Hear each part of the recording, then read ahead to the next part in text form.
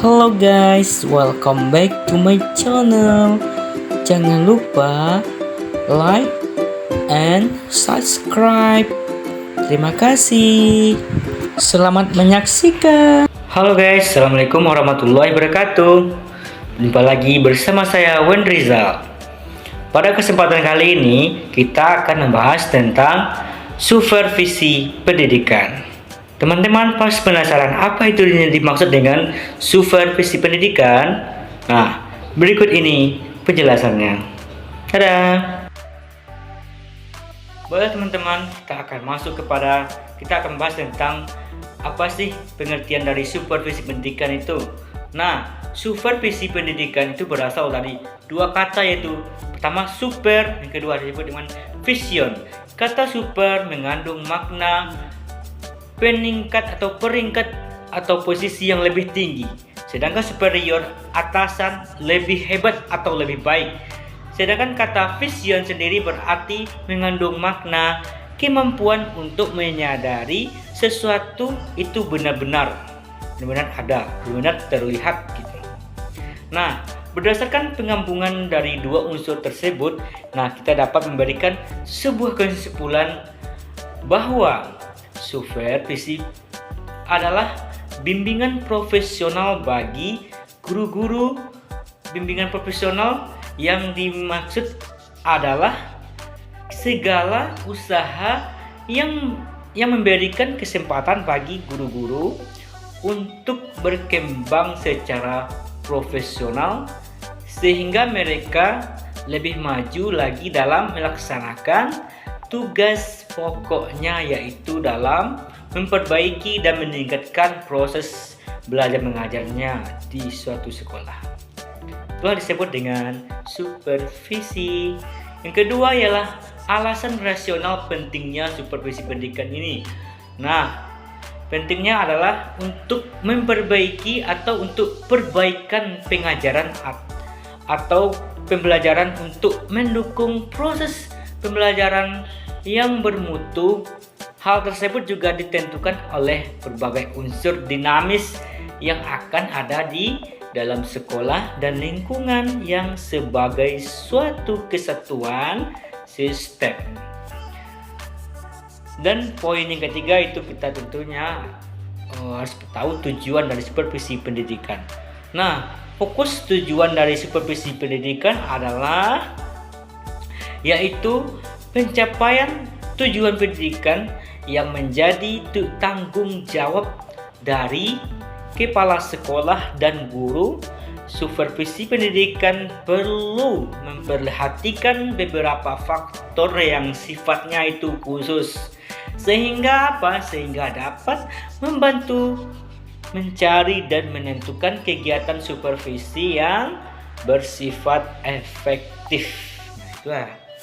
Tujuan supervisi pendidikan itu menurut Amatembun 2007.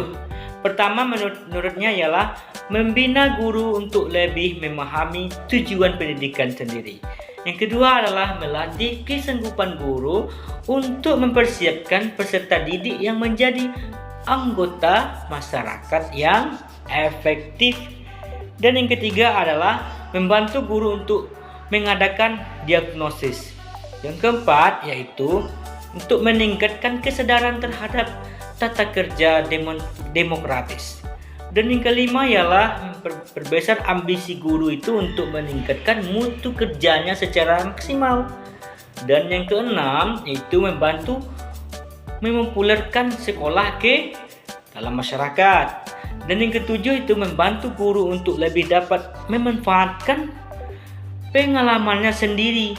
Dan yang terakhir adalah mengembangkan atau persatuan antara guru dan membantu guru untuk dapat mengevaluasi aktivitasnya dalam konteks atau tujuan perkembangan peserta didik. Selanjutnya kita akan membahas tentang fungsi supervisi pendidikan. Seperti apa? Fungsi yang pertama yaitu menetapkan masalah. Apa maksudnya? Menetapkan masalah yang betul-betul mendesak untuk ditanggulangi, yang mana sebelumnya itu dilakukan pengumpulan data tentang masalah tersebut. Yang kedua yaitu menyelenggarakan inspeksi. Nah, sebelum memberikan pelayanan kepada guru, kepala sekolah, terlebih dahulu perlu mengadakan yang namanya inspeksi sebagai usaha untuk menyurvei seluruh sistem pendidikan yang ada. Dan yang kecil yaitu penilaian data dan informasi hasil inspeksi dan supervisi yang telah dihimpun diolah sesuai dengan prinsip yang berlaku dalam penelitian penilaian. Penilaian itu merupakan usaha untuk mengetahui segala fakta yang mempengaruhi kelangsungan persiapan atau perencanaan dan program penyelenggaraan serta evaluasi hasil pengajaran. Selanjutnya itu adalah pelatihan. Berdasarkan hasil penelitian dan penilaian ditemukan bahwa yaitu kemampuan guru itu terhadap beberapa aspek yang berkaitan dengan pengajaran yaitu masih kurang. Selanjutnya yaitu pembinaan. Ini sangat perlu dilakukan, pembinaan dan pengembangan. Kegiatan ini dimaksud untuk menstimulasi, mengarahkan, memberikan semangat agar guru-guru itu mau menerapkan cara-cara baru. Itu sangat perlu dilakukan. Dan yang kelima yaitu ruang lingkup supervisi pendidikan adalah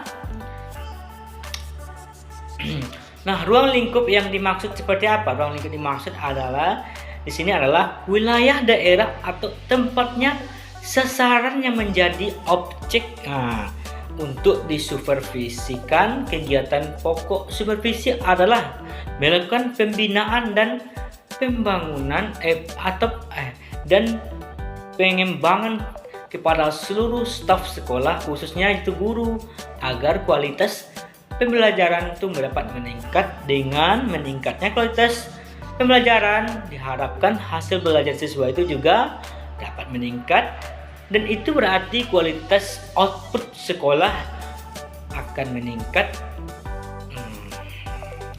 Selanjutnya ialah prinsip supervisi pendidikan. Seperti apa sih prinsip supervisi pendidikan itu? Prinsip supervisi pendidikan dikenal dengan prinsip praktis.